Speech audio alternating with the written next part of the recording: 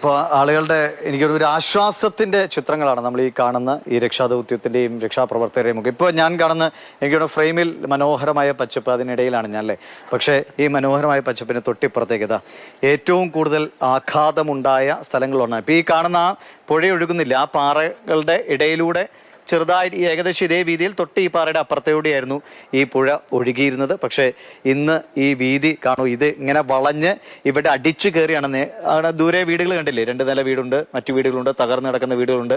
അങ്ങോട്ടേക്ക് ആഘാതമുണ്ടായത് ഇവിടെ അടിച്ചു കയറിയ, ഇവിടെ ഒരു കൊച്ചു ഗ്രൗണ്ടൊക്കെ ഉണ്ടായിരുന്നു എന്നാണ് നമ്മൾ ഈ റീലുകളിലൊക്കെ കണ്ടിട്ടുള്ള. കുട്ടികൾ ക്രിക്കറ്റ് കളിക്കുന്ന ഗ്രൗണ്ടൊക്കെ ഉള്ള സ്ഥലമാണ്.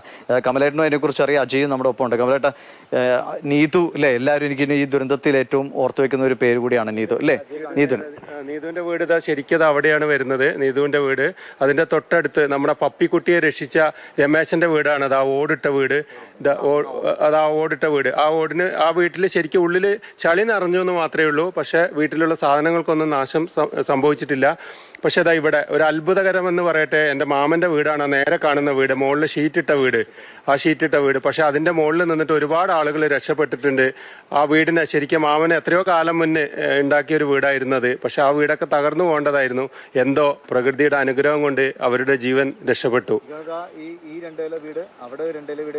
ഇതല്ല, അതെ അതെ അതെ അതെ അതെ. സ്കൂളിന്റെ ഭാഗത്തേക്ക് പോകുമ്പോൾ ആ പരിസരത്ത് ഒരു ചെറിയൊരു പുഴയുണ്ടായിരുന്നു. ആ പുഴയുടെ ഭാഗത്തായിരുന്നു എല്ലാ ആളുകളും, ഈ വീടുകളിലുള്ള ആളുകളൊക്കെ വസ്ത്രം കഴുകാൻ വേണ്ടി വന്നുകൊണ്ടിരുന്ന സ്ഥലമായിരുന്നു.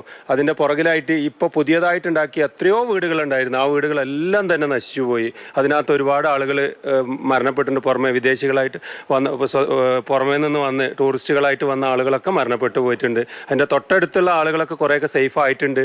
എന്നാൽ പോലും ഏറ്റവും മുകളിൽ നിന്ന് നമ്മളെ പുഞ്ചിരിമട്ടം ആ ഭാഗത്തുനിന്ന് ജോണേട്ടൻ്റെ വീട് കഴിഞ്ഞ് പ്രശാന്തേട്ടൻ്റെയൊക്കെ വീട് കഴിഞ്ഞിട്ടാണ് ഈ സംഭവം ഉണ്ടാവുന്നത്. അവിടെ നിന്നിട്ടുള്ള ഒരുപാട് ആളുകൾ, നമ്മൾ അറിയപ്പെടുന്ന, എന്നും കാണുന്ന, നമ്മളെ കൂടെ ഉണ്ടായിരുന്ന എത്രയോ ആളുകൾ ഇന്ന് നമ്മളെ കൂടെ ഇല്ല.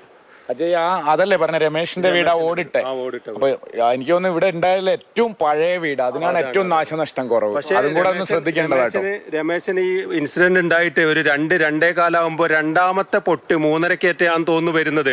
ആ സമയത്ത് രമേശൻ ഒരു വാർപ്പിന്റെ മുകളിൽ കയറി നിന്നിട്ട് എന്നെ വിളിക്കുകയാണ്, അജയേട്ടാ, ഞാൻ മരണത്തെ മുന്നിൽ കണ്ടുകൊണ്ടാണ് ഇപ്പൊ നിൽക്കുന്നത്, എന്നെ രക്ഷിക്കാൻ വേണ്ടി ആരെങ്കിലും ഒന്ന് ഓടി വരൂ. പക്ഷെ ഓടി വരാൻ ഇവിടെയെല്ലാം വൻ മരങ്ങൾ നിറഞ്ഞിട്ട് ഈ റോഡ് പോലും പൂർണ്ണമായി അടഞ്ഞു കിടക്കുന്ന അവസ്ഥയിൽ എങ്ങനെ രക്ഷിക്കാൻ പറ്റും?